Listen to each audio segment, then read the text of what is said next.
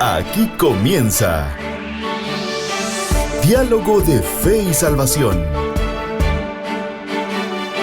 Un programa que pretende establecer una conversación permanente entre la Biblia, palabra de Dios, y la cultura de hoy.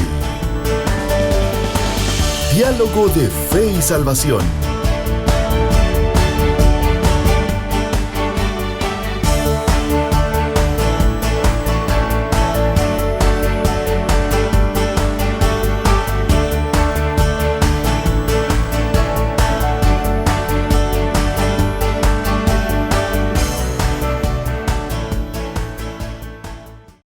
Familia, bienvenidos a Diálogo de Fe y Salvación. Damos gracias a Dios por un programa más y estamos nuevamente aquí listos, contentos, alegres por la misericordia de Dios para poder compartir con ustedes un programa más y continuamos en nuestra serie Generación en Crisis. Junto a mi compañero Eddie Amílcar Osorio. Queridos hermanos, estamos listos. Hermano Eddie, ¿cómo está usted? Bienvenido. Bien, hermano Carlitos, contento de poder estar una vez más aquí, listo para abordar un tema más sobre la familia, sobre esta crisis de la que venimos hablando ya desde hace más de 2 meses. Y la verdad estamos contentos y emocionados de poder estar una vez más acá, compartir con la audiencia, con quienes se conectan con nosotros a través de Facebook, también con quienes están a través del canal Amigos TV y por supuesto también con quienes están a través de la radio, ya sea a través de Radio Alternativa o Radio Cultural Amigos. Así que bienvenidos todos.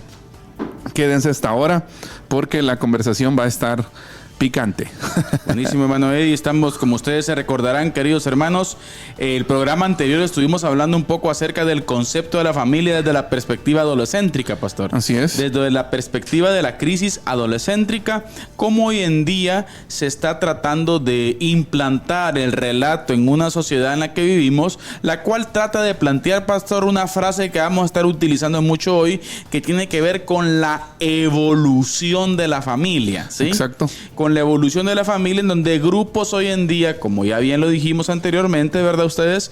Grupos hoy en día se dan a la tarea, pastor, de mostrar una nueva configuración. Así es. De la familia. Uh-huh. Y eso, pues, obviamente, tenemos que tenerlo bien claro nosotros, que la familia, pues, pastor, hay un concepto, hay un rol, hay una naturaleza específica que fue dada por el Creador desde el principio. Exacto. Por lo tanto, pues, creo que son conceptos los cuales chocan con la palabra del Señor. Así es, y yo creo que es algo muy importante considerar también, hermano Carlitos, el trasfondo bíblico de la familia y más que todo de las relaciones, ¿no? Las relaciones que se dan en el seno familiar.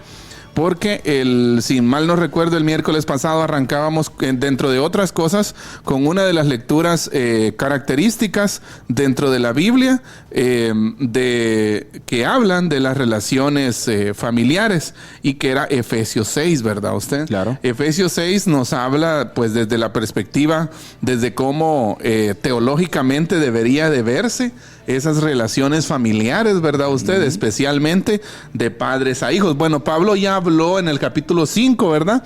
De cómo debe ser la relación esposo, ¿verdad? La pareja. Y plantea una condicional ahí, pastor. Exacto, pero me llama la atención que ya en el capítulo 6 Pablo va a pasar a hablar específicamente de los hijos y habla de cómo deben ser tratados los hijos, pero también de cómo deben ser tratados los padres, ¿verdad? Uh-huh. Y en el capítulo 6 dice Pablo: hijos, obedeced en el Señor a vuestros padres, porque esto es justo.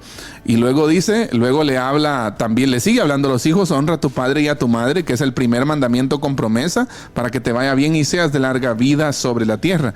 Y luego viene y le habla a los padres también: vosotros padres no provoquéis a ir a vuestros hijos, sino criadlos en disciplina y amonestación del Señor. Concretamente hablábamos, ¿verdad usted? Que el último miércoles hablábamos de esto, que esa ha sido la relación que se ha visto trastocada, ¿verdad? En todo este contexto que venimos hablando del adolescentrismo, ¿no? Entonces uh-huh. Vemos que la relación padre-hijo ya no es igual. Y la relación hijo-padre tampoco, ¿verdad? Exacto. Lo que vemos y lo que estuvimos analizando la última vez es que muchas veces el padre llega nada más a ser visto como un proveedor. Uh-huh. En este caso como el que paga el wifi, como el que tiene ahí los dispositivos móviles en la casa, ¿verdad? En una era tecnológica es quien paga por los teléfonos, por la computadora que el patojo usa en la escuela o en el colegio o en la universidad, ¿verdad usted? Pero nada más ahí. es un buen amigo, es un proveedor, pero su autoridad de padre muchas veces ha sido desplazada, ¿ya? Y lo que hay ahora es simple, un proveedor, una persona que es más grande de edad que el patojo, pero que autoridad sobre el patojo no tiene, ¿verdad? Exacto, hermano Eddie. Entonces, creemos totalmente que la familia no evolucionó, pastor, ¿no? Exacto. La familia, el concepto no es que esté para evolucionar, sino que simple y sencillamente, miren, la familia, en respuesta a influencias sociales y económicas, fue deliberadamente transformada por la intervención, pastor, de planificadores y políticos. Así es. Sí, hay un relato específico del sistema que busca desconfigurar totalmente la naturaleza de la familia. Sí. Y eso nos lleva, hermano Eddie, obviamente, a los problemas sociales, de los cuales pues comenzamos a hablar un poquito la semana anterior, y hoy vamos a hablar un poquito, pastor, acerca de tres aspectos muy importantes que postulan, si queremos decirlo así, estas ideologías, ¿verdad? Usted, bajo la idea de una socióloga, filósofa por ahí, ¿verdad? Usted, la cual es complicado, pero sí creemos fielmente, pastor, que hay algo que discutir con relación al texto. Exacto, sí. Fíjese que me llama la atención la parte, estoy tratando de unir los hilos de lo que hoy vamos a hablar con lo del miércoles, ¿verdad? Porque creo que el miércoles fue como la introducción de este tema. ¿Ya? Y yo recuerdo un concepto que discutimos aquí, era el que en la familia sí hay una jerarquía familiar. Es normal y es establecida por Dios desde el principio de los tiempos. ¿Ya? Claro. Fructifiquen y tengan hijos, multiplíquense, ¿verdad? Que eso en otras palabras, ¿verdad? Ustedes tengan hijos, edúquenlos, hagan escuelas, hagan ciudades, construyan aldeas, lugares donde vivir, ¿verdad? Y eduquen a sus hijos. Entonces, esa jerarquía familiar, en donde decíamos que la cabeza de esa jerarquía familiar es el hombre, ¿verdad? O papá, en este caso, ¿verdad? Ya, luego de ahí, pues esa jerarquía en algún punto también se comparte con mamá, pero después están los hijos, ¿verdad? Pero conectado, el liderazgo del hombre conectado con el liderazgo o en comparativa con el liderazgo de Jesús. De Cristo y la iglesia, ¿verdad? Exacto. O sea, se habla de un liderazgo de ejemplo y no de un liderazgo autoritario, ¿verdad? Exacto. Ya, entonces, ahora, ¿qué pasa? Esto se ha perdido, la línea jerárquica de la familia se ha perdido, y despojado, mire, de los recursos de su autoridad y sometido a una ideología adolescéntrica, el padre no le queda más opción que volverse adolescente. Ya, entonces el padre se vuelve en ese amigo de sus hijos, ya, pero ha perdido su autoridad. Y es eso, mire, o ejercer una autoridad despótica, ¿verdad? Que es lo contrario, cuando muchas veces el padre no se vuelve como el adolescente en el contexto nuestro, en el contexto contemporáneo, ¿verdad? Lo que hace es que arremete con todo. Ya no es disciplina, sino violencia, ¿verdad usted? Que también se miran en muchos casos, ¿verdad? Esto refleja, mire, de la misma manera la crisis de su autoridad, a la que no le ha quedado nada más que la fuerza bruta. Exacto. Y eso es un punto importante. El padre adolescente es el principio del fin de la familia. Escúchese. Sin autoridad parental, la familia se deshace. Ahora, y es un grupo de amigos que viven bajo el mismo techo. Ahora, podríamos hacer una pregunta, hermanos. ¿Por qué hemos llegado a este punto? Y si algo es importante destacar, fíjense que dentro del relato progre o dentro del relato woke, pastor, la familia, para ellos la familia, o mejor dicho, este relato específicamente lleva, ¿verdad usted?, a que la familia pierda sus funciones principales. Sí, sus roles dentro. Por ejemplo, la educación, si queremos mencionarlo, sus funciones educativas, sus funciones protectoras, sus funciones religiosas, si lo queremos ver así, en donde los padres son los que se encargan de enseñar, ¿verdad usted? Así es. Sus funciones económicas, ¿sí?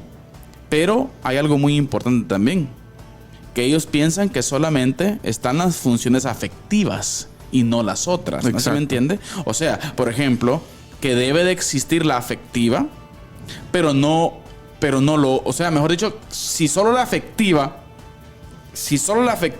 está, es lo que ellos quieren, ¿sí? Sin la otra parte, ¿verdad? Correctiva. Usted, que es que exactamente. Entonces, esa parte, eso lleva, ¿verdad? O sea, una desconfiguración, obviamente, en un proceso de generaciones, ¿verdad? Sí. Yo creo que ese es un punto bien importante y que lo habla Pablo en el capítulo 6 de Efesios, ¿verdad? Ya Pablo habla ahí de una relación afectiva, sí, definitivamente, claro, ¿verdad? Pero también habla de una función correctiva de los papás. Si usted lee Proverbios está llenísimo de afectividad en las relaciones familiares, pero también correcciones, ¿ya? ¿Por qué? Porque el hijo necesita correcciones. Exacto. Muchas veces el papá también va a necesitar algunas, pero más que todo el hijo que no tiene experiencia, que no tiene los mismos golpes en la vida, como hablábamos el miércoles pasado, el niño necesita a alguien que lo guíe, alguien que sepa más que él, alguien que en la línea jerárquica sepa más que él y tenga más información que él. Claro, sí. Esa persona, en ese sentido, es el papá. Ahora, ¿qué ha pasado? Esta figura parental se ha desaparecido muchas veces de la familia, ¿ya? Ahora, sin autoridad, padre y madre son meros progenitores, ¿ya? Quienes sencillamente han provisto los genes y no mucho más. Quizás la casa, quizás, como decíamos, ¿verdad? Como vivimos en esta era tecnológica, quizás son los que pagan el Wi-Fi, quizás son los que tienen los dispositivos móviles ahí listos para que sean usados por los hijos, pero hasta ahí.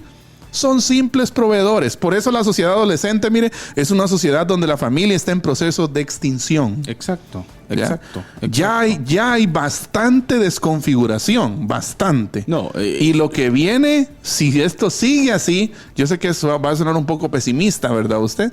Pero es que también tenemos que ser realistas.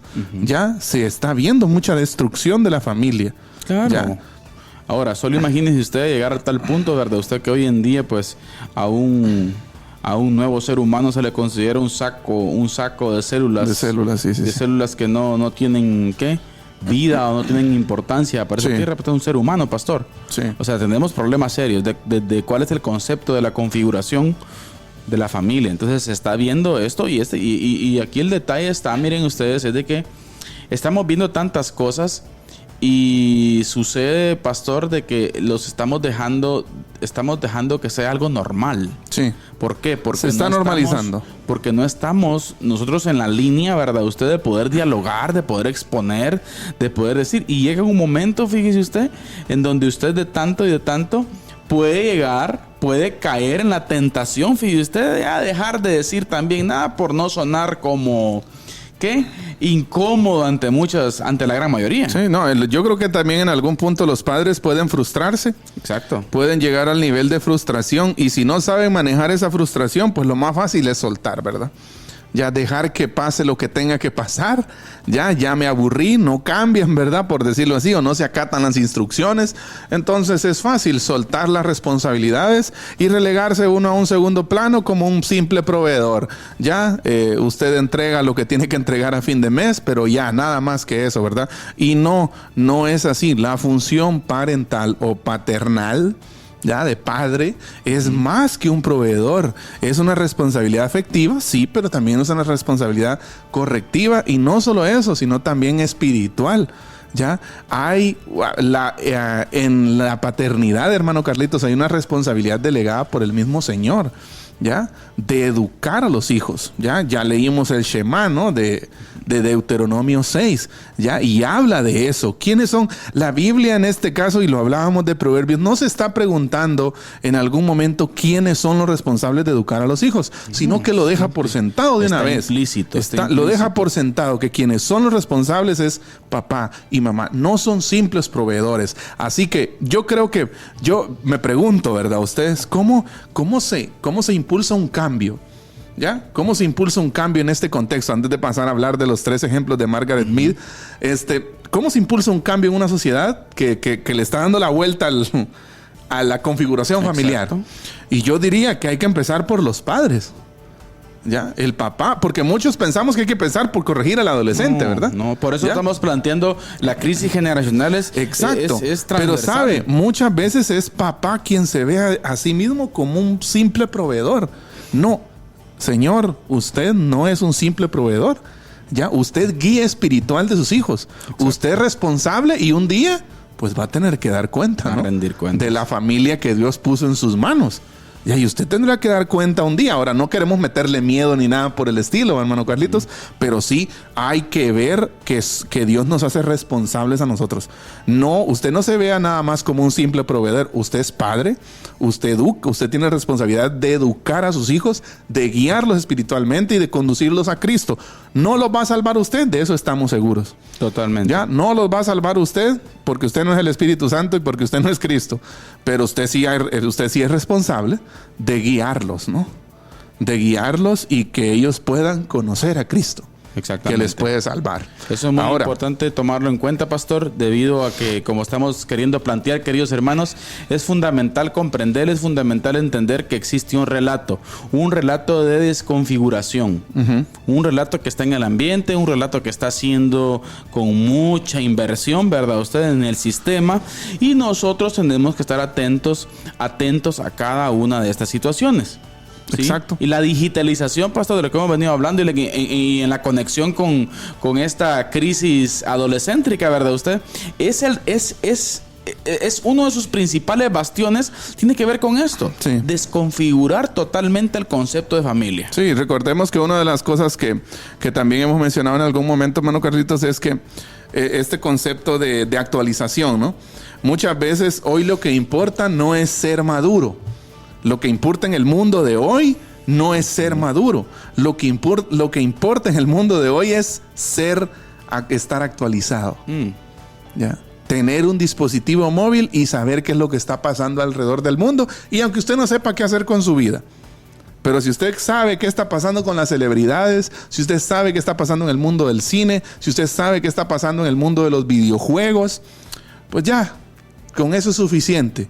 ¿Ya? Pero no.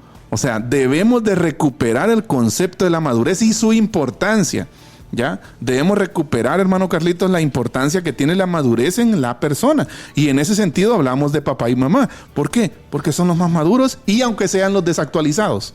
Claro. Y aunque sean los desactualizados, porque generalmente son así, ya en un contexto general, ¿verdad usted? Los papás, los abuelos son los que están más desactualizados, porque les cuesta entrar en este mundo de la tecnología y todo eso. En cambio, los más hábiles con un dispositivo en las manos son los niños, ¿no? O los patojos, ¿ya? Entonces, pero que esté actualizado no quiere decir que esté capacitado para tomar las decisiones mejores. Ahora, vamos, pastor. Aquí hay que poner las cosas sobre la mesa también. ¿Acaso que la vida solo tiene que ver con saber trastear aspectos tecnológicos? Exacto. Vamos, y la esencia de la vida, pastor, del día a día, ¿sí? Del desarrollarnos, de las relaciones personales, de los principios éticos, de los principios morales, del trabajo, del esfuerzo, de los problemas de la vida. Sí. La vida no es color de rosa, ¿sí? Del esfuerzo. Tantas cosas, pastor. O sea, tenemos que tener mucho cuidado también. ¿Sabe por qué digo esto, pastor? Porque muchas veces los padres, fíjese, es muy peligroso que caigamos en el relato de esa desactualización y que porque está desactualizado en aspectos tecnológicos, no puede opinar. Como utilizar una computadora significa, y me van a disculpar la palabra, ¿verdad? Significa que sea tontito. O sea, vamos. Sí, pero es que mire, por eso le decía hace un momento que hay que empezar por los padres. Exacto. Porque es muchas veces el papá quien ha caído en ese escollo, ¿verdad? En ese bache, ¿verdad? Usted de la vida, ¿verdad? De entenderse a sí mismo como alguien que es nada más un proveedor en la familia, ¿verdad? Y hay un problema evidente ahí. Exacto, entonces eso es muy complicado. Ahora, pero por ejemplo, para poner un poco ahí, por ejemplo, hoy en día puede existir gente la cual puede ser experta, por ejemplo, en, no sé, en TikTok, ¿verdad? Usted, en ese rollo de TikTok, ¿verdad? Usted, pero si usted que vaya a entablar una conversación para pedir un trabajo, no se puede. Sí. O sea, no sé si me entiende. De hecho, hay la cantidad de gente que es antisocial y que tiene problemas para socializar abunda hoy en día. Ahora, ¿qué queremos decir? La tecnología es un medio, pero no es el fin, señores. Y es buena. No es el fin de todos. Así claro que es bueno, ¿verdad? Usted, pero en su lugar, pastor. Exacto. Les decimos esto como para no centralizarnos, ¿verdad? Usted en el discurso de que... Sí, tampoco nos vamos a ir al otro extremo. Exacto. El que no sabe esto es... Obviamente. ¿Qué? Del tiempo prehistórico. Sí. O sea, no. Ahora, no funciona así. hay una antropóloga, Pastor Carlitos, que se llama Margaret Mead, y ella teorizó 3 tipos de diferente cultura sobre la relación existente entre las generaciones y la transmisión de conocimientos, ¿no? ¿Cómo se da esa transmisión, ese proceso de transmisión de papá a hijo, del abuelo al nieto en su momento, ¿verdad? Y ella teoriza 3 tipos y vamos a conversar un poco sobre esos 3 tipos. La primera que ella aborda es la posfigurativa. Bueno, ella le da este nombre a esta teoría, ¿ya? Y ella llamó posfigurativa, mire, aquella forma, aquella cultura en que los niños aprenden primordialmente de sus mayores. Lo tradicional, ¿verdad? Exacto. Ya lo tradicional. Ya solo destaquemos un punto aquí. Ajá. Como esta antropóloga se toma la tarea, pastor, de ya como clasificar. Exacto. O sea, como quien dice que es que esta es una de las tantas, pero luego sí, mire qué estrategia usan. Pero esa es la culpable de los problemas sociales que tenemos hoy en día. Sí. Solo por ver cuál es la intención de configurar estos aspectos. O de clasificar, ¿verdad? O de clasificar. Entonces ella la primera le llama la posfigurativa, que es aquella, la tradicional, ¿no? La que nosotros creo que más conocemos, en donde los niños aprenden de sus mayores. Luego está la configurativa, que es aquella en la que los niños como los adultos aprenden de sus pares. Ya aquí se empieza a disociar la cosa, ¿verdad? La cosa ya como que ya va picantilla ahí. ¿Por qué? Porque aquí lo que empieza a decir, bueno, los niños no solo aprenden de sus mayores, sino también aprenden de sus pares. ¿Ya? O sea que un niño puede educar a otro niño en este contexto, ¿verdad usted? Pero la otra teoría de ella es la prefigurativa. Recuerden, estamos hablando de posfigurativa, configurativa y prefigurativa. En la prefigurativa es aquella en la que los adultos también aprenden de los niños. Mire, es que cuando uno lee teorías o ideologías wokistas, hay que ser minucioso porque estos tienen una ruta ya trazada filtran, son expertos. Son expertos en eso, ¿verdad usted? Y lo que simple y sencillamente quieren, ¿verdad, pastor? Es poder, por ejemplo, ¿verdad usted? Plantear algo y hacerle ver a un padre. Por cierto, esta semana estuve viendo y leyendo un poquito acerca de lo que en Canadá está pasando. Pero, por ejemplo, lo que aquí está planteando Margaret Mead, en Canadá, hoy en día, por ejemplo, pastor, a los padres les obligan a que escuchen a sus chiquititos qué es lo que les enseñaron en la escuela, porque ellos les pueden enseñar cosas nuevas. Sí, pues. Y ya usted sabe a qué me refiero, ¿verdad? Usted, a que un niño varón puede ser. Y hoy, por cierto, en la Resistencia vamos a hablar de un nuevo género que esta semana hizo famoso, por cierto, ahí le cuento más adelantito, pero todo está conectado. Exacto. ¿Sí? Ahora, mire, detengámonos un poquito en cada una de las teorías de Margaret Mead. Primero, la cultura posfigurativa. Domina en las sociedades tradicionales, dice, ¿verdad? En las sociedades tradicionales. Primero digamos que no estamos de acuerdo con la postura. Sí, obviamente. Ya, no estamos de acuerdo en esta forma de clasificación. De clasificación, exactamente. Hay un rol bíblico natural. Exacto. O sea, podríamos decir que hay una cultura bíblica de la familia. No sé si llamarle una cultura, pastor. Ajá. No sé si podríamos decirle un estándar. Un rol natural. Sí. Una configuración natural. Es que, no sé, a veces me suena, fíjese que si planteamos como cultura, como que la estamos encajonando a la mera percepción humana, o sea, o a la clasificación del ser humano de las cosas, pero o sea, cuando ya hay algo establecido desde el principio. Exacto. Bueno, entonces, en la cultura posfigurativa domina esta cultura en las sociedades tradicionales. Mire, donde el cambio social es muy lento y es casi imperceptible. En estas circunstancias es posible que la vida de 3 generaciones distintas, y esto es lo que vamos a hablar ahorita, abuelos, padres, hijos, en un contexto social, ¿verdad? Ustedes puedan convivir y que puedan transmitir conocimientos de forma fluida. Exacto. ¿Verdad? Que eso es, por decirlo así, es la que más se acerca. Exacto. A lo que bíblicamente encontramos. A lo que bíblicamente nosotros conocemos, ¿verdad? Entonces, por ejemplo, quien está tocando el final de la vida ya sabe de qué va la vida. Y por eso enseña, ¿verdad? Usted, en este caso a su hijo y también a sus nietos con algunas cosas, ¿verdad? Obvio. Ya, entonces, por ello, mire, 3 generaciones viven, pues, un mismo mundo simbólico y tecnológico, hablan un mismo idioma, podríamos decir. Por ello, los mayores que han acumulado conocimientos y experiencias enseñan y los menores aprenden de ellos. Exacto. Ya, esa es la cultura que Margaret Mead da el nombre de cultura posfigurativa y que habla de sociedades más tradicionales o como las que nosotros estamos más acostumbrados a vivir. Pero esto está cambiando. Bueno, es lo que plantea. Exacto. Ahora, mire. Y plantea una segunda. Exacto. Luego está la cultura configurativa. ¿Ya?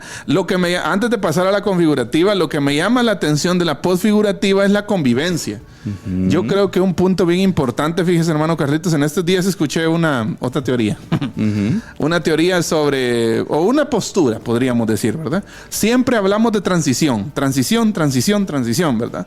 Pero esta persona decía, ¿y si hablamos de convivencia? ¿Ya? Y si hablamos, porque sí hablamos de que es importante. Transición es como pasar la estafeta, ¿no?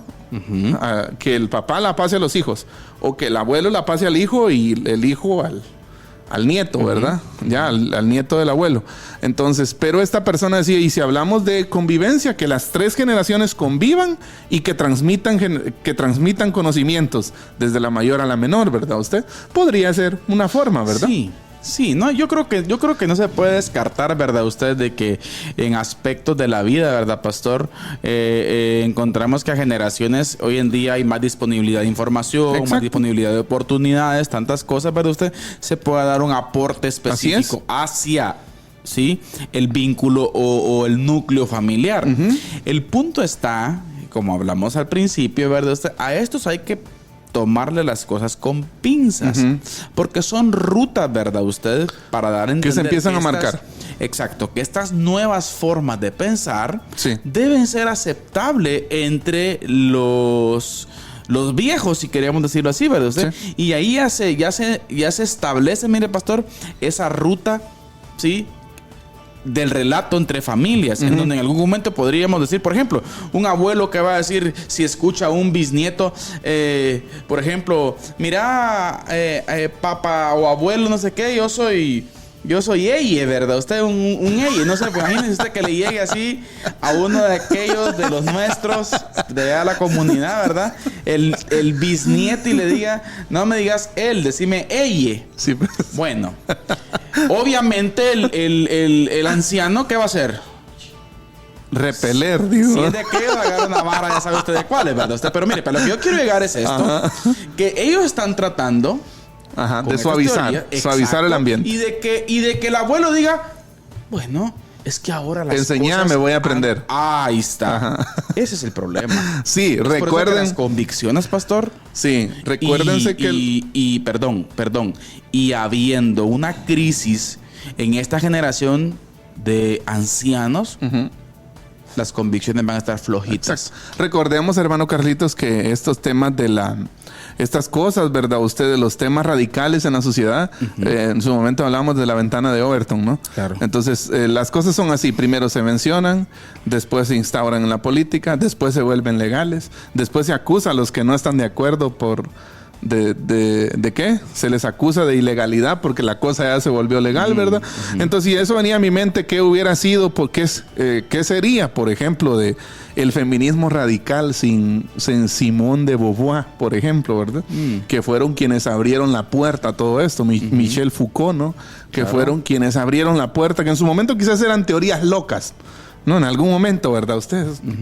Pero de alguna forma pusieron la primera piedra. Mira, pastor, estamos hablando de que son teorías. Margaret Mead, por ejemplo, escribe en 1950.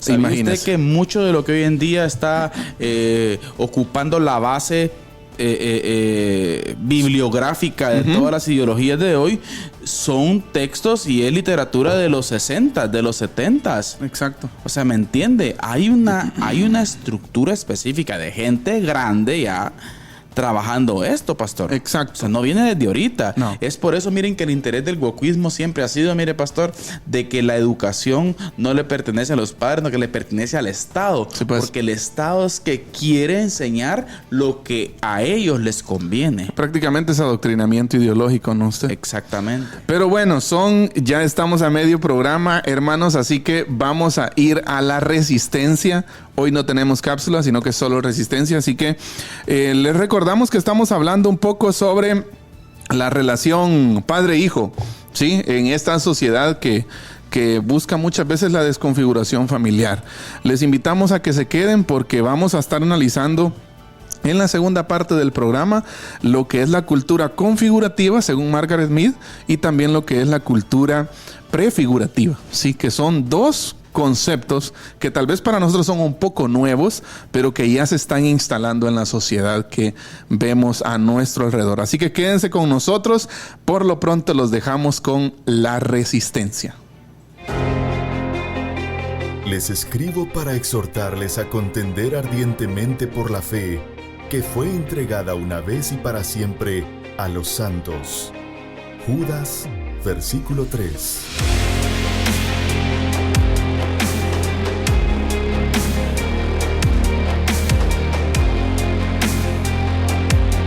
Diálogo de Fe y Salvación presenta La Resistencia.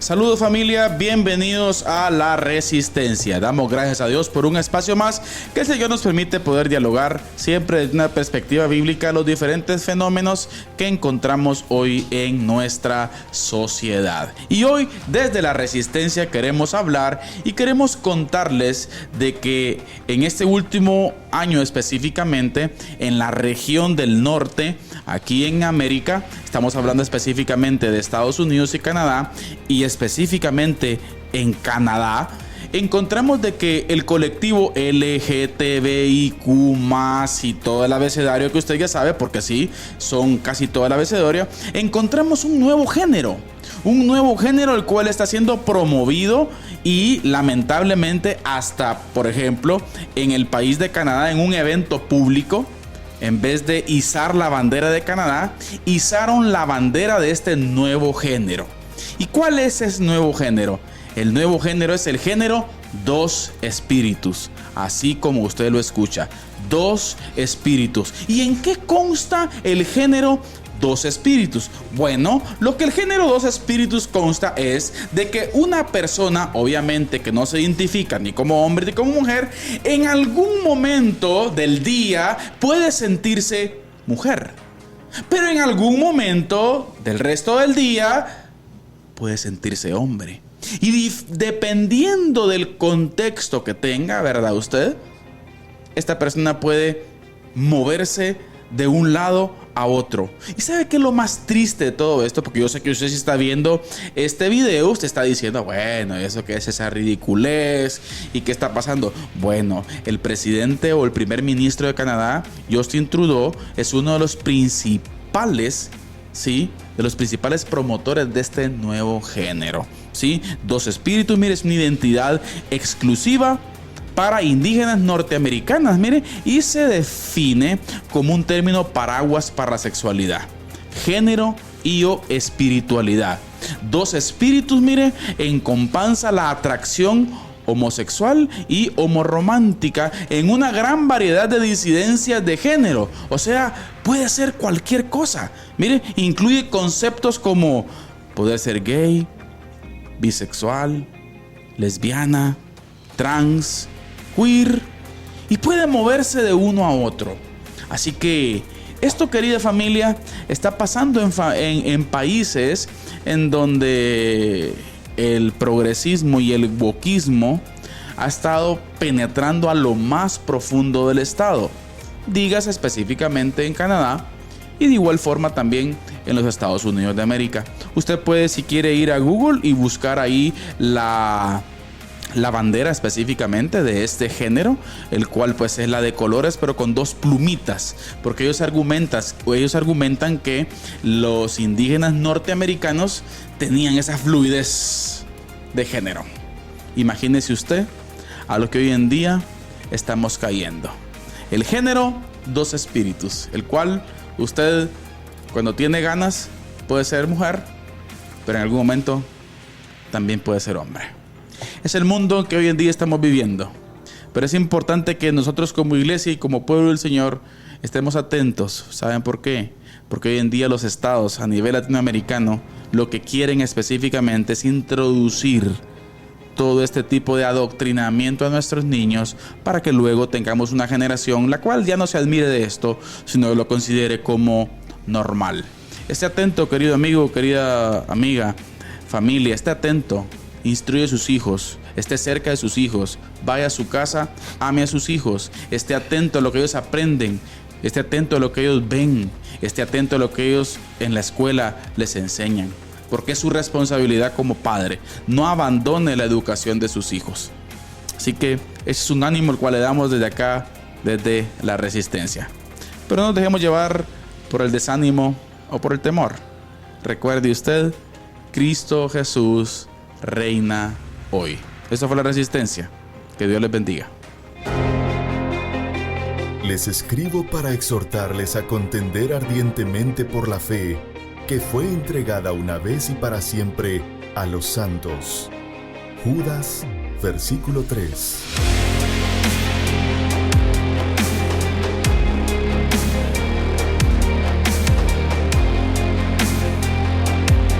Diálogo de Fe y Salvación presenta La Resistencia.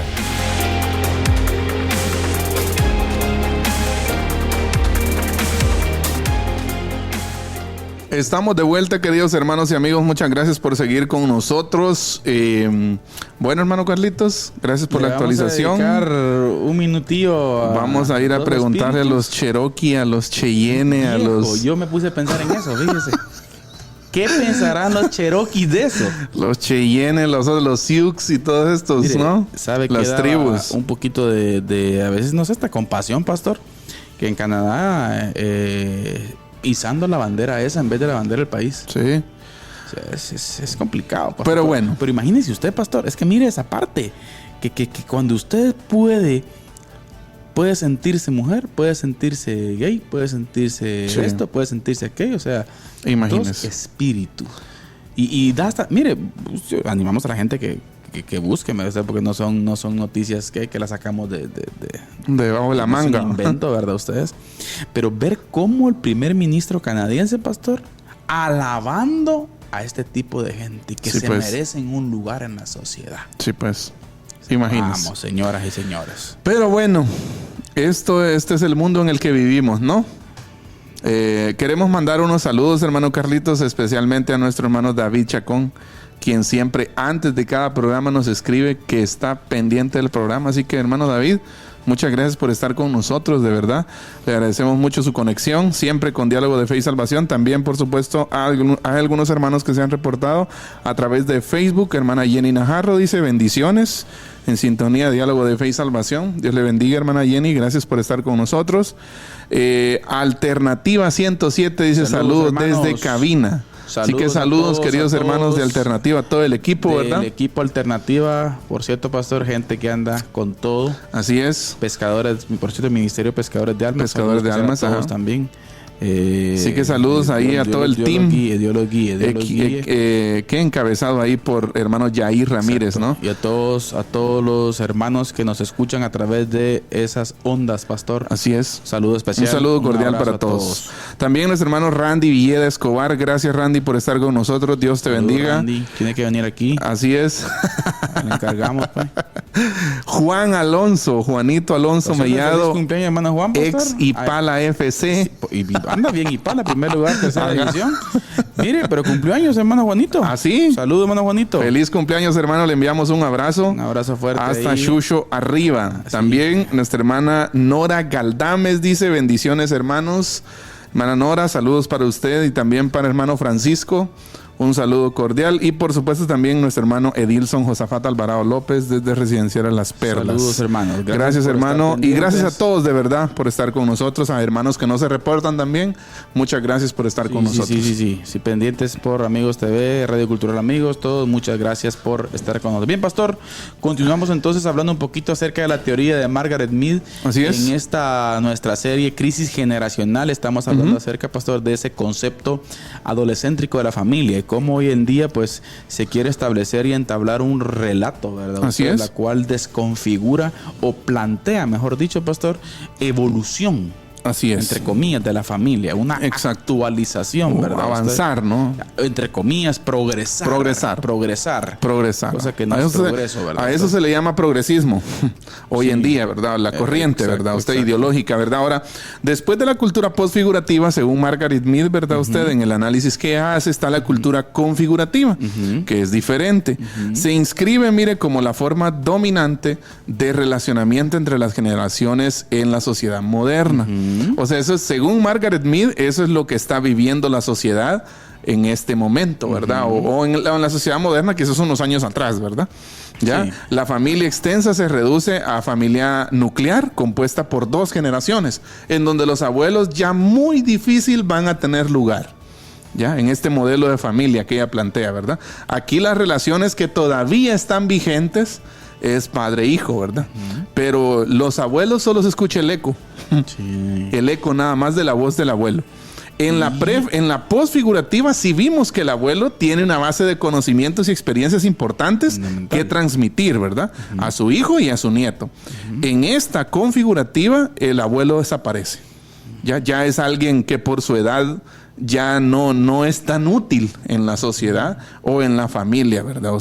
De repente se advierte, mire, que el manejo de las experiencias pasadas ya no es necesariamente una garantía para manejar el presente y el porvenir. Mire, es que y yo le digo algo.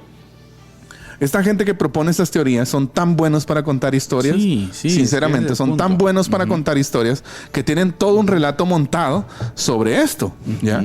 Y que si usted no lo procesa bien, usted dice, esto está bueno. Está bueno, exacto. Esto está bueno, hay que irnos por acá. Tienen rutas. Exacto. Esta gente no está golpeando el aire. Esta gente no está dando pasos en falso. Tienen una planificación, tienen escritores detrás, tienen editoriales detrás, tienen casas de estudios detrás. ¿Ya? Entonces están educando muy bien para esta transformación que ellos están buscando, ¿verdad? Ahora, entonces de ahí mire que los adultos ya no se apoyen en la experiencia de los ancianos, sino en la de otros adultos. Y tampoco los niños muchas veces se apoyan en las experiencias de sus papás, sino con quienes comparten aula muchas veces en la escuela, ¿no? Exacto. Con sus pares, por decirlo así. Y es ahí donde encontramos, mire, pastor, muchos niños desconfigurados en su identidad, ¿verdad? Ustedes cuando lleguen a casa y los papás, pero hijo, pero es que, ¿por qué me decís eso? ¿Qué pasó? ¿Verdad? Ajá, no me digas eso, ¿verdad? Pero los niños que, o sea, están configurados para no tomar en cuenta el concepto del padre. Exacto. Eso está pasando en las escuelas, señores. Ahora. Y eso porque, como lo hemos dicho, no somos un país en vías de desarrollo. Hay países donde esto todavía está súper requete avanzado. Claro. ¿Ya? Y aquí, a tal grado, por ejemplo, pastor, que los niños en estos países, por ejemplo, pueden denunciar a sus padres cuando sus padres los corrigen. O sea, dar unas nalgadas. Imagínese. Es peligroso una buena nalgueada, pastor, a un niño en los Estados Unidos, en Canadá. Sí. Eso es terrible. Ahora, mire, en una cultura configurativa, las generaciones ya no pueden en todos los casos transmitirse los principios, los valores, las enseñanzas y las experiencias de arriba a abajo, ¿verdad? Como tradicionalmente conocemos, ¿verdad? Ya de arriba a abajo. Ya no se pueden transmitir todo eso. Hay una cierta continuidad generacional porque la figura del padre todavía tiene cierta autoridad, ¿ya? Pero no es igual como el rol bíblico, podríamos decir. Exactamente. O como el patrón bíblico de la familia, ¿verdad? O sea, ahora, eso es en la configurativa. Y ese es el objetivo principal, hermano. Deshacernos de la familia patriarcal o heteropatriarcal. ¿Por qué? Porque la familia heteropatriarcal, y todavía hay que agregarle esto, sí, que es la culpable, sí, de los problemas. Sí. Yo he escuchado algunas teorías filosóficas e ideológicas, ¿verdad usted? En donde hay gente que explica, hay filósofos, hay gente, entre comillas, muy preparada académicamente, ¿verdad usted? Que llega al punto de decir que la familia es una cárcel para el niño, ¿verdad? O es como una reja, ¿no? Que no deja muchas veces al niño, la familia tradicional. La familia formada por papá, mamá, a los abuelos ahí presentes también y los hijos, ¿verdad? Que ese modelo de familia es un modelo machista, heteropatriarcal, opresor y que es una cárcel, ¿ya? Que es como un tipo de reja. Exacto, que es un tipo de reja. Si usted no sabe todos estos adjetivos calificativos, vaya y búsquelos como un video de feministas que mire, suficiente ahí. Ya, dicen, pero entonces, ¿qué? Ellos dicen que este modelo no sirve para el niño Claro. moderno, ¿verdad? Usted, el niño contemporáneo, y ¿verdad? plantean que la transición para mejorar las sociedades es que el Estado eduque. Exacto. Porque ese sistema está mal. Entonces va a educar mal a los hijos. Ahora, entre mire. comillas. Mire qué curioso, porque después de explicar los dos modelos que ya vimos, postfigurativo y configurativo, Margaret Mead va a abordar el Un tercero. verdadero chile La picante, bandera, ¿verdad? la bandera. Exacto, que es la cultura prefigurativa. Según Margaret Mead, este es el modelo que predomina en los tiempos postmodernos, o sea, ahora. Ahorita. Ya las tecnologías, y le leo textualmente, las tecnologías electrónicas, la informática, la conexión del mundo a través de satélites que giran alrededor de la Tierra, el desarrollo exponencial de los medios de comunicación de masas están en la base de un nuevo sistema social. Escuche, el cambio y la comunicación son tan fluidos y la innovación tecnológica resulta tan habitual que ninguna continuidad generacional parece sobrevivir. Ojo. Escuche. Cada generación vive en un mundo distinto y hablan idiomas diferentes. Ojo. Y por eso no hay conexión. O sea que lo que mis papás digan me importa. Usted vive en otro mundo, papá. Imagínese usted que su hijo le diga así. Usted no tiene nada que decirme. No me quiere imaginar qué le puede pasar. Ya, pero imagínese que el niño resuelve. No, sí. usted no tiene nada que opinar sobre mí. Conectémoslo con el texto bíblico. Es mi pastor. forma. Conectémoslo con el texto bíblico. Ajá. O sea, ¿cuál es el patrón y el rol bíblico que Dios ha dado? Que los padres enseñen. Exacto. Que el padre enseñe. Pero imagine usted que su hijo le diga, no, es que vos no me puedes enseñar a mí. Y mucho menos mi abuelo. Ya está desactualizado. No tienen nada que decir, nada que opinar. Viejo, ¿qué tal si nos aparece uno allá en Chucho de esos? ¿Qué cree usted que puede pasar allá en la casa? No sé qué pasaría. Yo creo que ya hay. No, probablemente. Sí, sin duda, ¿verdad? Usted, Sí. o sea, que en una forma que tal vez no se ha dado cuenta a la gente. Mire, ¿verdad? yo Usted? creo, mi hermano Carlitos, que tal vez por el país que somos, por el nivel académico que tenemos, tal vez no lo hemos visto desde la perspectiva académica, filosófica, ¿verdad? Pero en términos prácticos, yo creo que ya está pasando. Está pasando. Ya está pasando en muchas de nuestras aldeas, en muchos de nuestros lugares en donde el hijo le dice al papá, mira, disculpa, pero no tenés nada que opinar respecto a mi vida, porque yo vivo es mi mundo. Es ¿Ya? mi vida. Es mi vida. Son mis derechos. O sea, mi cuerpo, ¿qué dice? Uy. Mi cuerpo, mis decisiones. Sí. Ya, o sea, yo vivo mi vida y mucho menos mi abuelo que no se meta. ¿Ya? Y ha habido, hermano, yo creo que eso, mi hermano Carlitos, es algo que vivimos hoy. Yo lo he visto, esa desconexión generacional. Estadísticamente, según Grupo Barna, ¿verdad usted? Esta generación, la generación de patojos que hoy tenemos, que es la generación alfa, la generación, centennial, ¿verdad usted? Esa generación tecnológica, los nativos digitales, como se conocen también, ¿verdad? Estas generaciones se caracterizan por una desconexión generacional. O sea, los nietos cada vez pasan menos tiempo con sus abuelos. Exacto. Y esa es una pregunta práctica para todos ustedes que nos escuchan. ¿Qué tanto tiempo en su familia, por ejemplo? Si usted es papá, ¿qué tanto tiempo pasan sus hijos con sus abuelos? Esa es una pregunta. Y la otra pregunta va por los abuelos. Si usted es abuelo, y yo creo que hay varios abuelos que nos están escuchando. Claro. Si usted es abuelo, ¿qué tanto tiempo pasa usted con sus nietos? ¿Qué tanto toma iniciativa específica para orientar, para instruir? Exacto, para pasar experiencias, principios, valores, historias de vida tan importantes. Sí. ¿Con quién pasa más tiempo el nieto hoy en día? ¿Con una pantalla, con un teléfono, con una tablet o con el abuelo? ¿Ya? Se da esa desconexión generacional y yo creo que lo hemos visto en términos prácticos, hermano Carlitos, en la sociedad en la que vivimos. Exacto, y eso es un problema, queridos hermanos. ¿Por qué? Porque estamos permitiendo, ¿verdad? Ustedes de que esas configuraciones hasta cierto punto ridículas, pastor, estén penetrando nuestra sociedad actualmente. Exacto. Y nos estén llevando, obviamente, al resultado que ellos quieren. Exacto. Una desconfiguración total. Familiar, ¿verdad? Usted, ahora mire, en esta cultura que plantea Margaret Mead de prefigurativa, ya no son los mayores que aprenden ya no son los menores que aprenden de los mayores, sino los mayores aprenden de los menores. Exacto. Recuerdo yo hasta un chiste hay de esto, ¿no? Recuerdo yo un chiste que contaban por ahí que dice que en cierto momento el papá le dice a su hijo, ¿verdad usted? Hijo, hoy tenemos que charlar hoy vamos a aprender sobre educación sexual. sobre relaciones sexuales.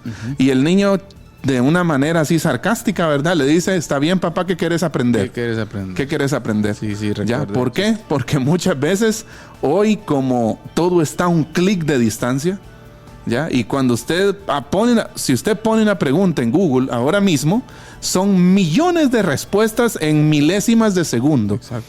¿Ya? Entonces, muchas veces los jóvenes piensan que no vale la pena ir con papá y mamá, sino mejor ir a una página web, ¿ya? O algo, ¿no? Y ahí hacer mi consulta. Ahora, y ya. Yo quiero también plantear a ustedes un poquito, mire, pastor, acerca de, no hay que perder de vista también que como padres estamos llamados también a estar de cerca, pastor.